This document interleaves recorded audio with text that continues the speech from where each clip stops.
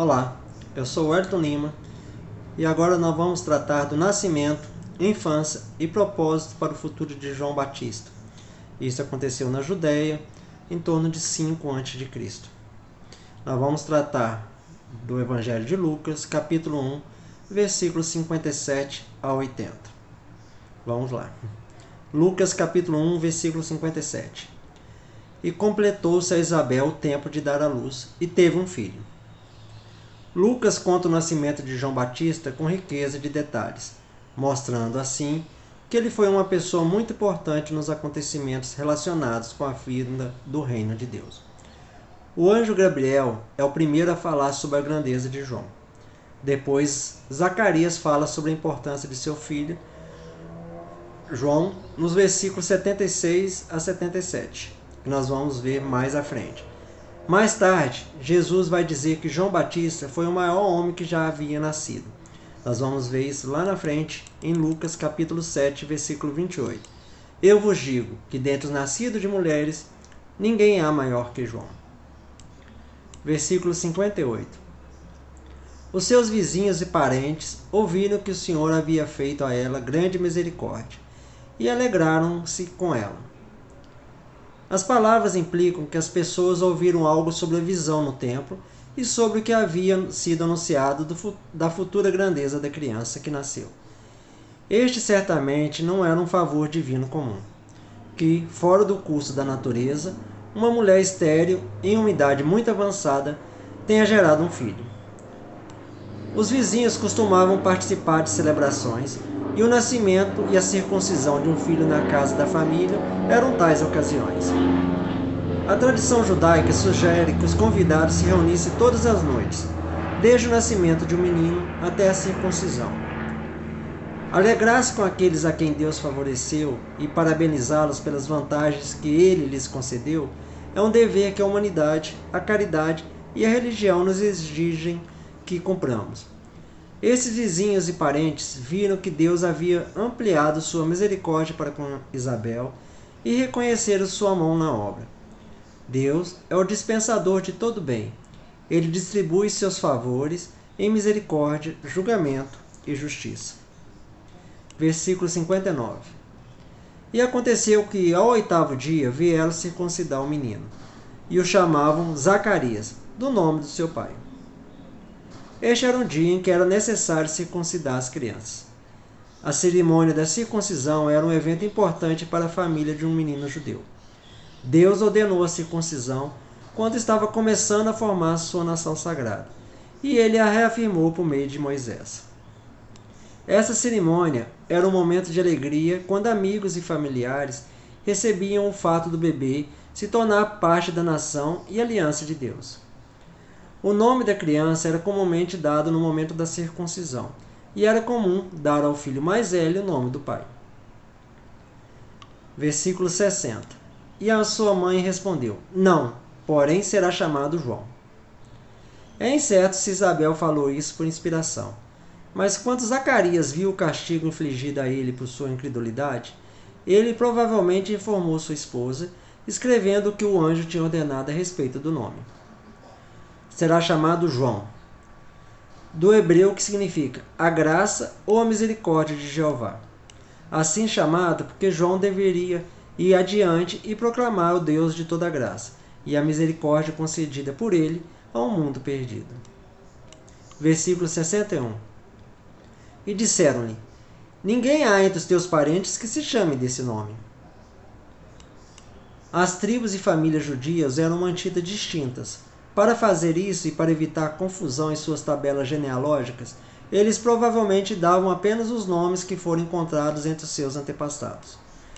Parece ser por conta disso que os vizinhos e parentes se opuseram a um nome que não existia antes em nenhum ramo da família. O fato de Isabel não ter seguido os costumes, ao colocar em seu filho um nome que ninguém possui em sua parentela, mostra a obediência dela e seu marido ao Senhor, que anunciara previamente o nome a ser posto na criança Zacarias, como vimos em Lucas, capítulo 1, versículo 13. Mas o anjo lhe disse: Zacarias, não temas, pois a tua oração foi ouvida. E Isabel, tua mulher, darás à luz um filho, e lhe porás o nome de João. versículo 62. E perguntaram por gestos ao seu pai como queria que lhe chamassem. Parece provável, quase de fato certo, que Zacarias estava privado do poder de ouvir e de falar. As crianças eram muitas vezes nomeadas por avós e por vezes por pais. O pai, em vez da mãe, tinha a palavra final sobre o assunto. Versículo 63. Ele pediu uma tábua e escreveu: o seu nome é João, e todos se surpreenderam. A tábua indicada por essa palavra era geralmente feita de madeira e coberta com cera. Os antigos costumavam escrever nessas tábuas, pois não tinham uso do papel. Um instrumento usado para escrever era uma caneta ou estilete de ferro, pela qual eles marcavam na cera que cobria a tábua. Seu nome é João. Há algo enfático no uso do tempo presente. Não era uma questão a ser discutida. O nome já havia sido dado. A importância de nomes destaca-se em toda a Bíblia. No começo da nova dispensação, vemos o nome de Zacarias, que significa Deus lembra-se da sua aliança, de Isabel, que significa Deus é fiel, e de João, que significa Deus é misericordioso. E todos se surpreenderam. Isso fortalece a versão sobre a surdez anterior de Zacarias. Não teria havido nenhum motivo de admiração se ele tivesse ouvido a discussão. Foi a coincidência que o surpreendeu, e não o nome dado. Versículo 64. E logo a sua boca se abriu, e a sua língua se soltou, e voltou a falar, louvando a Deus. Deus coloca a honra no nascimento do seu profeta, restaurando a fala para seu pai, pois não pode haver dúvidas de que esse benefício foi adiado até aquele dia com o objetivo expresso e planejado de fixar os olhos dos homens sobre João. Zacarias falou, abençoando a Deus, não apenas com o propósito de testemunhar sua gratidão, mas para informar seus parentes e vizinhos que este castigo havia sido infligido a ele porque tinha sido muito lento para crer. Assim, tornou-se universalmente conhecido que o nascimento da criança não foi um evento acidental ou comum, mas foi prometido por um anúncio do céu. Com verdadeira gratidão, Zacarias louvou a Deus pelo nascimento de um filho e por sua restauração das bênçãos da fala. Versículo 65. E veio temor sobre todos os seus vizinhos, e em toda a região montanhosa da Judéia, todas essas coisas foram divulgadas. A palavra temor muitas vezes denota reverência religiosa. As circunstâncias notáveis que acompanharam o nascimento de João e o fato de Zacarias ter sido repentinamente restaurada a fala, os convenceram de que Deus estava ali e encheram suas mentes com admiração e veneração. Toda a região montanhosa. Disseminação gradual dos eventos da vizinhança imediata para o mais amplo território da qual ela fazia parte. Todas essas coisas foram divulgadas. Talvez Lucas soubesse dos fatos conversando com alguma das pessoas que moravam na região montanhosa. Versículo 66. E todos que ouviam guardavam em seus corações, dizendo: quem será este menino? Pois também a mão do Senhor estava com ele. Como houve tantas coisas extraordinárias em sua concepção e nascimento, certamente Deus o projetou para algum propósito extraordinário. Essas coisas eles colocavam em seus corações, esperando pacientemente para ver o que Deus iria fazer através desse menino. Versículo 67. E Zacarias, seu pai, foi cheio do Espírito Santo e profetizou, dizendo: E Zacarias, seu pai, foi cheio do Espírito Santo. Foi dotado de uma medida mais do que comum do Espírito de Deus, iluminando sobrenaturalmente sua mente no conhecimento das coisas divinas, e até mesmo de eventos futuros. Deus não somente o perdoou por sua incredulidade e desconfiança, livrando-o da punição, mas, como em sua abundante graça e misericórdia para com os crentes, ele o encheu com espírito de sabedoria e revelação, que ele poderia falar com seu louvor e para a instrução e edificação da humanidade. E profetizou, dizendo: das coisas imediatamente a seguir, que provaram a realização das promessas de Deus feitas a Abraão e aos outros patriarcas e profetas, concernentes à redenção e salvação do povo de Deus pelo Messias. Zacarias fala não só do que Deus já havia feito, mas também do que ele estava prestes a fazer a fim de salvar um mundo perdido. É interessante notar que Zacarias fala principalmente de Cristo, de João apenas, por assim dizer, incidentalmente. Profetizou. Essa palavra não se aplica exclusivamente à predição do futuro, mas pode se referir também à transmissão da mensagem de Deus aos homens, quer se relacione com o passado, o presente ou o futuro, da mesma forma que o ensino e a pregação do Evangelho. Versículo 68. Bendito seja o Senhor Deus de Israel, porque visitou e redimiu o seu povo. Todo o hino é, como Magnificar, de caráter predominantemente hebraico. Quase todas as frases têm contraparte nos livros de Salmos ou dos profetas. Zacarias começa com ações de graça e no arrebatamento do espírito profético descreve o cumprimento da redenção anteriormente prometida em Cristo, da qual dependia a segurança e a prosperidade da igreja. Zacarias louvou a Deus com suas primeiras palavras após meses em silêncio.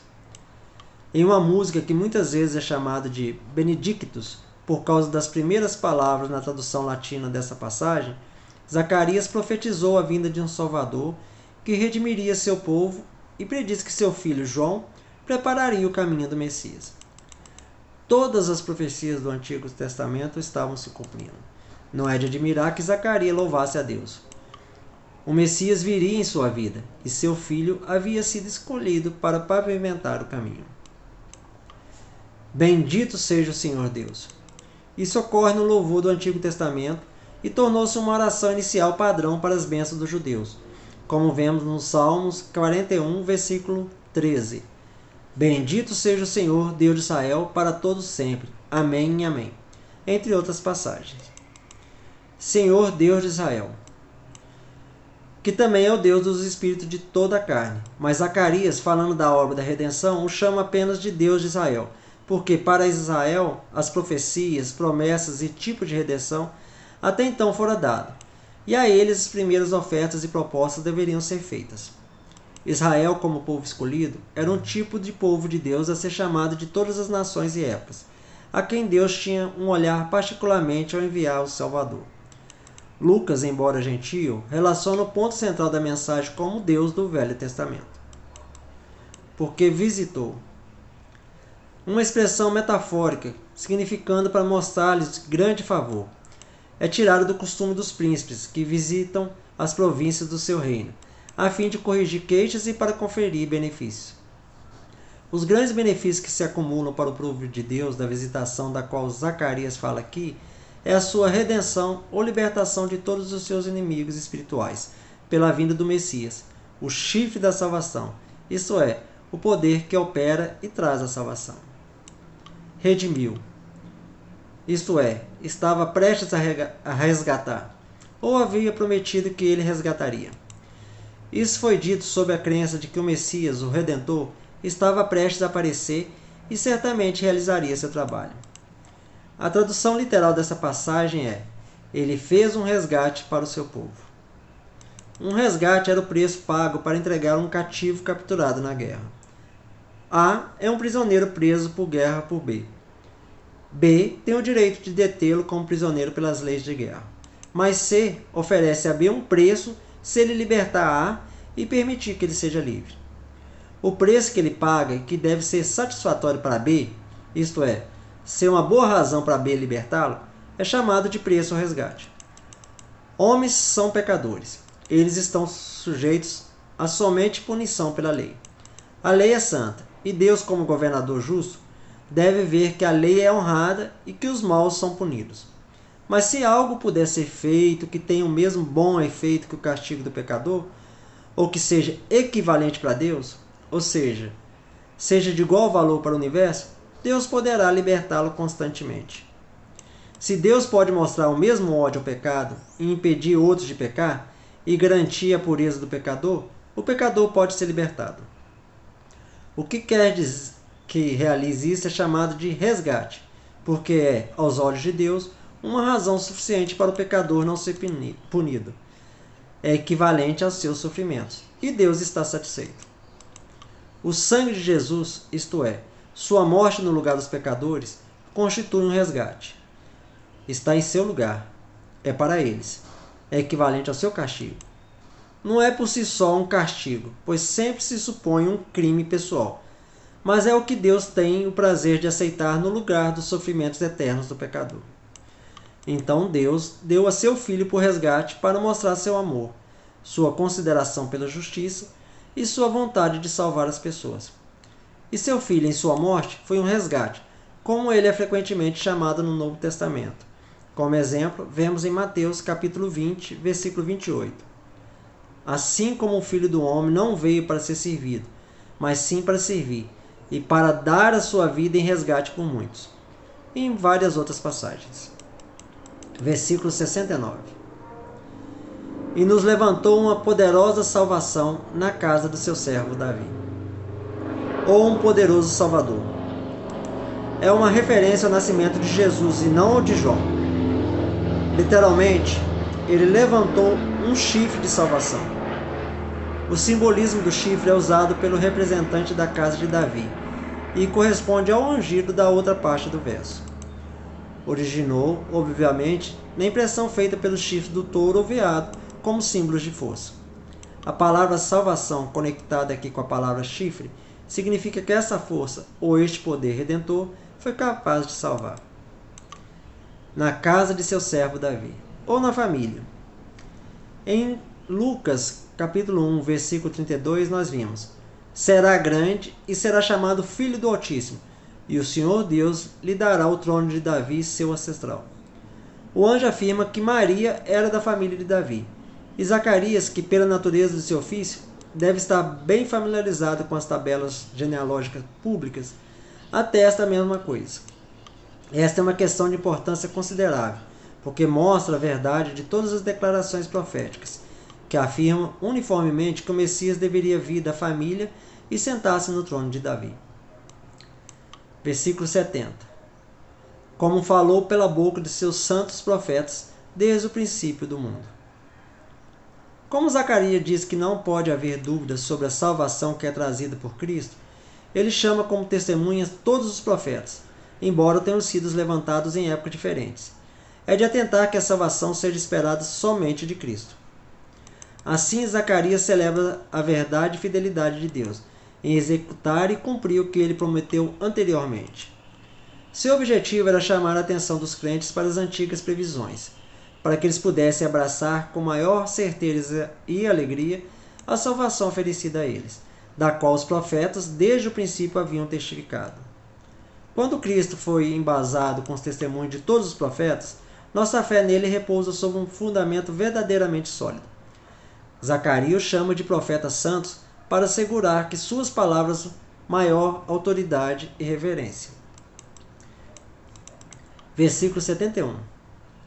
Que nos livraria dos nossos inimigos e da mão de todos os que nos odeiam. À primeira vista, parece que a libertação trazida por Cristo seria nacional e política, mas o resto do Cântico e o Novo Testamento apresentam essa libertação em um sentido espiritual. Zacarias aqui reflete o Salmo 106, versículo 10. E os livrou das mãos daquele que os odiava, e os resgatou das mãos do inimigo. Que no contexto se aplica a Deus redimindo seu povo do Egito. Zacarias explica mais claramente o poder e o ofício de Cristo e declara mais plenamente o propósito para o qual o chifre da salvação foi levantado, que os crentes podem obter salvação de seus inimigos. Inquestionavelmente, Zacarias estava bem ciente de que a principal guerra da Igreja de Deus não é com carne e sangue, mas com Satanás e com todo o seu armamento, pela qual ele trabalha para realizar nossa ruína eterna. Versículo 72. Para manifestar misericórdia aos nossos ancestrais e se lembrar do seu santo pacto. Aqui se aponta novamente a fonte da qual flui a redenção, a misericórdia e a graça. Zacarias fala da misericórdia que estava recebendo como se estendendo aos ancestrais que estavam mortos e que igualmente compartilhavam seus resultados. Daí resulta que a graça e o poder de Cristo não estão confinados pelos estreitos limites dessa vida que se esvai, mas são eternos, que eles não são terminados pela morte da carne, pois a alma sobrevive à morte do corpo, e a destruição da carne é seguida pela ressurreição. Como nem Abraão, nem nenhum dos santos conseguiram a salvação para si mesmo por seu próprio poder ou mérito, assim também para todos os crentes, vivos ou mortos, a mesma salvação foi exibida somente em Cristo. Santo Pacto. Aliança de Deus. Zacarias atribui a razão pela qual Deus teve o prazer de salvar seu povo. Foi porque, estando consciente da sua promessa, ele mostrou sua misericórdia. Diz que ele tem lembrança de sua aliança, porque pode parecer que houve esquecimento durante aquele longo prazo, em que ele permitiu que seu povo definhasse sob o peso de calamidades muito pesadas. Primeiro, Deus foi movido por pura misericórdia para fazer um pacto com os pais. Em segundo lugar, ele ligou a salvação dos seus homens com sua própria palavra. Em terceiro, ele expôs em Cristo todas as bênçãos, de modo a ratificar todas as suas promessas. Como, de fato, a sua verdade só é confirmada como vemos o seu cumprimento em Cristo. O perdão dos pecados é prometido no pacto, mas está no sangue de Cristo. A justiça é prometida, mas é oferecida pela expiação de Cristo. A vida é prometida, mas deve ser buscada somente na morte e ressurreição de Cristo. Versículo 73. Do juramento que fez a Abraão, nosso ancestral. Esse juramento é registrado em Gênesis capítulo 22, versículos 16 a 18. E disse: Por mim mesmo jurei, diz o Senhor, que enquanto fizeste isso, e não me recusaste teu filho, teu único, certamente te abençoarei e multiplicarei tua descendência como as estrelas do céu, e como a areia que está na beira do mar. A tua descendência possuirá as portas dos seus inimigos. Em tua descendência serão abençoadas todas as nações da terra, porquanto obedeceste a minha voz. Foi um juramento em que Deus jurou por si mesmo, por não haver ninguém superior por quem jurar, que ele certamente abençoaria Abraão e sua posteridade. Essa promessa seria agora totalmente cumprida pela vida do Messias. Versículo 74.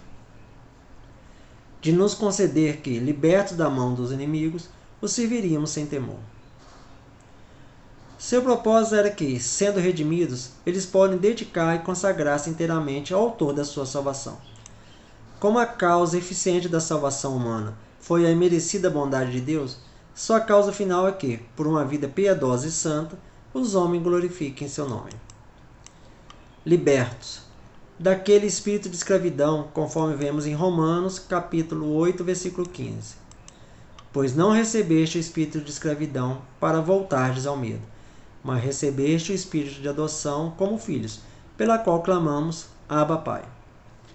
Durante toda essa promessa, tanto como foi originalmente feita a Abraão, como aplicadas aqui à vinda do Messias, dizia respeito a uma libertação espiritual, embora os judeus geralmente entendessem como a libertação de seus inimigos na terra, como possivelmente Zacarias também cria.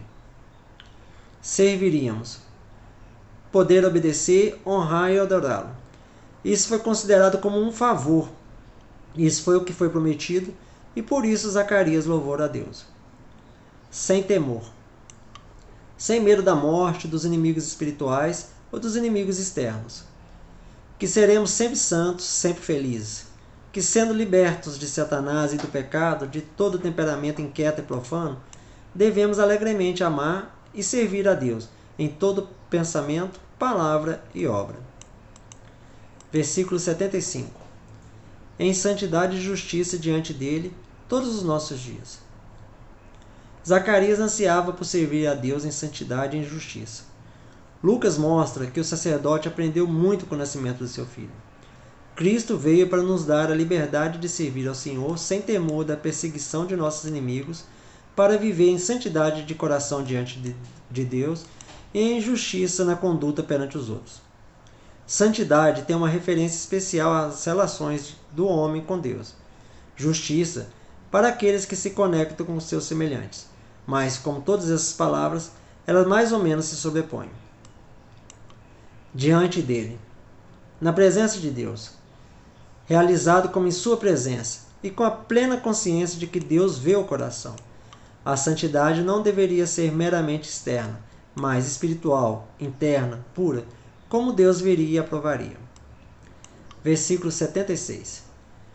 E tu, menino, serás chamado profeta do Altíssimo, porque irás adiante da face do Senhor para preparar os seus caminhos. Zacarias volta a louvar a graça de Cristo, mas faz isto agora na pessoa de seu filho, descrevendo brevemente o propósito para qual ele havia sido chamado. Embora em um bebezinho de 8 dias de idade ele ainda não observa dons proféticos, ainda voltando os olhos para o propósito de Deus, Zacarias fala disso como uma coisa já conhecida. Ser chamado significa ser considerado e abertamente reconhecido como profeta de Deus. Um chamado secreto de Deus já havia ocorrido. Restava apenas que a natureza desse chamado fosse manifestada aos homens. Mas como o nome profeta é geral, Zacarias, seguindo a revelação trazida a ele pelo anjo, afirma que João seria o precursor ou arauto de Cristo. Isto é, tinha o ofício de guiar os homens para a tua pregação para ouvir o Senhor. O principal ministério de João era testificar de Cristo. O maior ministério do crente também é ser testemunha de Cristo. João preparou os caminhos da primeira vinda, enquanto nós apressamos a segunda. Ireis adiante da face do Senhor. O Senhor Jesus, o Messias, que estava prestes a aparecer. E antes da face de um, é o mesmo que ir imediatamente antes de um, ou ser imediatamente seguido por outro. Preparar os seus caminhos. A imagem é tirada das grandes estratégias dos conquistadores do Oriente. Eles enviavam um arauto antes deles para chamar as pessoas dos países através das quais marchariam para se preparar para a sua abordagem. Isso é retirado de Isaías, capítulo 40, versículo 3. Voz do que clama no deserto, preparai o caminho do Senhor, endireitai na terra estéril, vereda ao nosso Deus. Versículo 77. Para dar a seu povo conhecimento da salvação na remissão dos seus pecados. Zacarias agora toca no assunto principal do Evangelho, quando ele diz que o conhecimento da salvação consiste no perdão dos pecados. Como todos somos por natureza os filhos da ira, segue-se que somos por natureza condenados e arruinados. E a base da nossa condenação é que somos cobrados pela nossa injustiça. Não há, portanto, nenhuma outra provisão para escapar da morte eterna, senão pela graça de Deus, reconciliando-nos consigo mesmo, não nos imputando as nossas ofensas. Na remissão de seus pecados.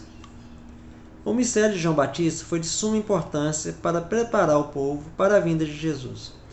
A salvação, porém, viria pela remissão dos pecados, pois uma não poderia acontecer sem a outra.